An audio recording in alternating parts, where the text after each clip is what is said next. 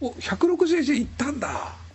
まあ行くよね。そういう意味で円安を次の防衛ラインどこかですよね。160円防衛ラインを諦めたとすると本当だ 161.18。 おお、上がってんね。一気に上がってんね。次防衛ラインどこだろう。163円ぐらい防衛ラインにするのかな。ちょっと防衛ラインまでは上がるっていう感じにすると思うので、どこを防衛ラインにするのか財務省ね、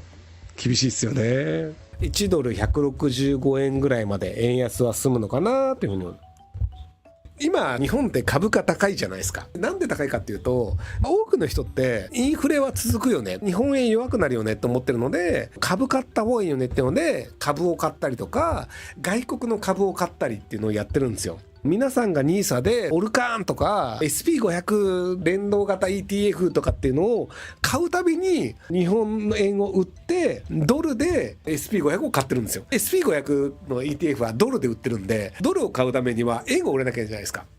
なので1人当たり100万円 NISA で SP500 を買いましたなんてると、100万円の円を売って100万円分のドルを買うんですよ。なので今でいくと7000ドルぐらいなのかな。なので100万円売って7000ドル、違うな、もっと6000ドルぐらいか。100万円売って6000ドルを買って6000分 SP500 に投資するんですよ。っていうので、円安が進めば進むほど、物価が上がれば上がるほどお金を持ってる人というのは外国の株とか外貨というのを買うので、なのでやらざるを得ない状況というのが。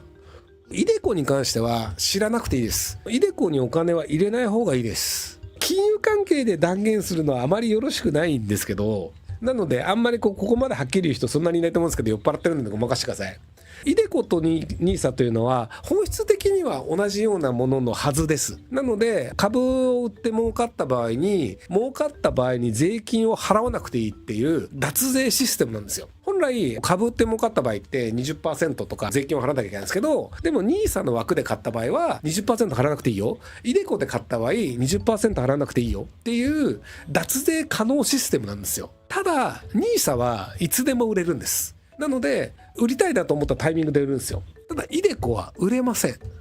65歳まで売れません。売れないということは国がそのシステムを解約しても止めることはできないってことなんですよ。退職金でいくら以上の人だとイデコの税制優遇の枠が減るっていう解約を去年やったんですよね。イデコにお金払ってる人は解約をされると嫌だから売るができないので、今例えば40歳ぐらいの人があと25年の間に多分ね何度も解約されるんですよ。本来無税だと思ってこう買ってたら全然無税じゃないじゃんみたいなっていうのがあって、実は25年間国によっていくらでも解約される仕組みにお金を入れるのがイデコで、NISA の場合は NISA 解約されるよってなったらもう次の日でも売れるんですよ。解約するよっていうのを政府が言った場合って解約自体は1年後とかになるので、解約されるよってなった瞬間売っちゃえば別に損しなくて済むよねっていうのがあるので、 NISA は政府がやばいことやったとしても逃げれるんですけど、イデコは残念ながら逃げれません。あと NISA 自体が全部枠埋めようとすると1800万円ぐらいかな。とりあえず NISA の全枠を埋めた後の人であればイデコを考えてもいいかもしれないですけど、基本的にはその NISA の枠全部埋めるっていうのが先で、 NISA の枠だけで考えて、で NISA の枠埋まった人だったら別のやり方で考えればいいと思うんですけど、解約はされるとしても普通に株を買った時よりも損をするということにはさすがにしないと思うので、例えばその一生この株を持ってよみたいな、マクドナルドが大好きでマクドナルドの優待を毎月欲しいです。別に自分が80歳になってもマクドナルドの株を売る気はなくてマクドナルドの優待食べたいですって人であれば、あれイデコで買った場合って優待もらえるっけ、なんかもらえない気がしてきた。これちょっと分かる人います？あ、そっか、投資信託しかないもんねイデコ。そっか、あ、ダメだわ。じゃあやっぱイデコ使う意味ないわ。イデコやっちゃダメ、正解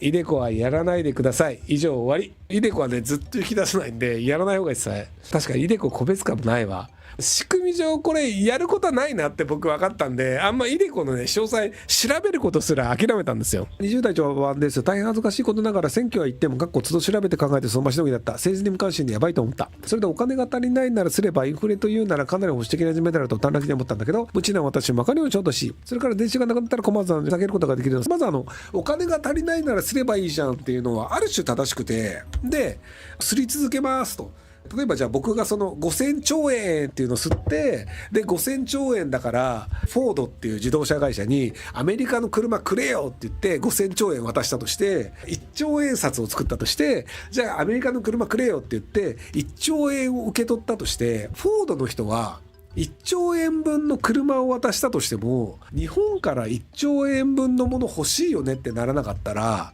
1兆円いらないよねってなっちゃうんですよ。例えばじゃあトヨタの車が欲しいだったらトヨタの車が1億円ぐらい欲しいよねってなるとじゃあ1億円は受け取ってもいいけど1兆円は受け取りたくないよねってなるんですよ。ちなみに1億円っていうのが100万ドルなんですけどなので1兆円を100万ドルと交換しようってなるんですよ。なのでフォードとしては1兆円札を受け取ります。その代わりに100万ドルを渡します。僕は別に1兆円吸っただけだから100万ドルやったーってなるんですけどそうすると100万ドルイコール1兆円になるんですよ。今1ドル160円なんですけど1兆円イコール1億円になるとすると1ドル1万円なんですよね。っていうのでめちゃくちゃ安くなっちゃうんですよ円が。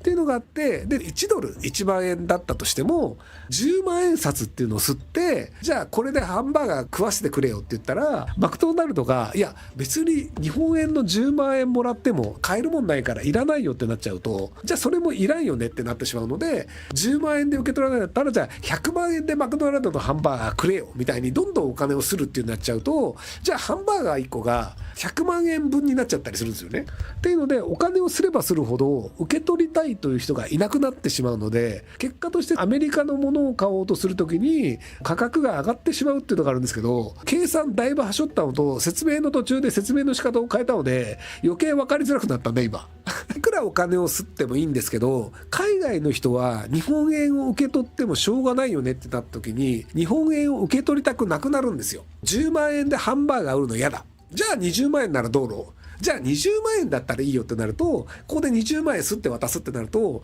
次は30万円じゃないとハンバーガー売らないになっちゃうんですよっていう感じでどんどん物価が上がってっちゃうんですよね。ってなるのでお金をすり続けるっていうのが良くないよねっていうのが今起きていて今ずっと円安に進んでるんですけどで160円ぐらいになると財務省が介入っていうのをするのでなので160円ぐらいでドルを買ったのに介入されてしまってドーンっていうので戻ると損しちゃうよねってなるのでビビってあんまりいかないってなってるんですけどただ為替介入がね4月の段階で使ったのが11兆円で現金と短期証券で確か残ってるのが10兆円か20兆円ぐらいなんですよ。なので結果として一気に為替介入できるとしたら多分あと1回か2回なんですよね。それ以上やるとするとアメリカの債券を売らなきゃいけなくてでアメリカの債券を10兆円とか20兆円とか売るとアメリカの債券の人気がなくなってしまいそうするとアメリカの経済がガタつく可能性があってでそうするとトランプ大統領めちゃくちゃ怒るっていう。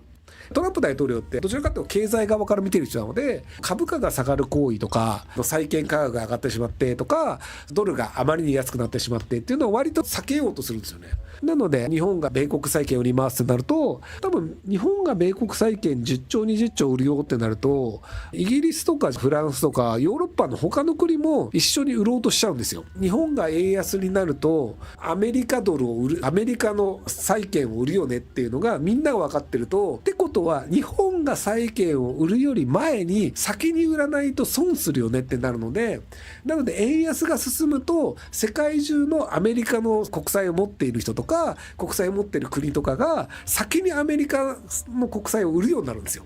ってなると国債を受け取る人がいなくなり国債の価値が下がる。で国債の価値が下がってる状態で為替介入をしようとして日本はさらにそこで安い値段でアメリカ国債を売る。結果としてアメリカ国債自体が安いので為替介入をしようとしたとしてもそこまで大きな金額が使えないっていうので世界中の経済が破綻する可能性があるよねっていうのがあって割とその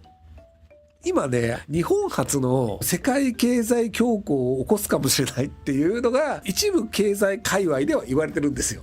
このまま日本の円安が止まらずにひたすら為替介入を何度もやって米国債を売るっていうのをやっちゃうとでも高市政権を支持してる人たちって昔買ったドルを今売ってるわけだから1ドル100円の時代に買ったドルを1ドル160円で売ってるわけだからめっちゃ得してんじゃんっていうので買い直したら得するんですよ。ドルを手放して、手放したドルで利益が上がりました。これを手放したドルと同じドルを戻せるんだったらそれ利益なんですよ。今ただね、ドルを手放しただけで必要な量のドルは戻ってきてないんですよ。なので戻そうとすると、一回円高の時に買わなきゃいけないんだけど、こっから円高にならないとすると手元地のドルはどんどん減っていくので、結果としてやっぱアメリカ国債売らなきゃいけないよねってなるんですよね。アメリカ国債を売らないってなるともう円安ひたすら進んでしまうし、アメリカ国債売るぜってなると世界を巻き込んでしまう可能性があるんですよね。ある程度そのトヨタとかちゃんと利益を上げる会社もあるので、なのでどっかのタイミングで円安が止まるのであればいいんですけど、これが為替介入できませんっていうので世界中が円持ってたらまずいよねってなっちゃうと、すげえ勢いで円安が進む可能性があるので、うかつに円をすればいいじゃんっていう話ではない。確率としてはそんなに高くはないと思いますけどね。言うてもやっぱ日本の会社はそれなりに利益を上げるところがあるので、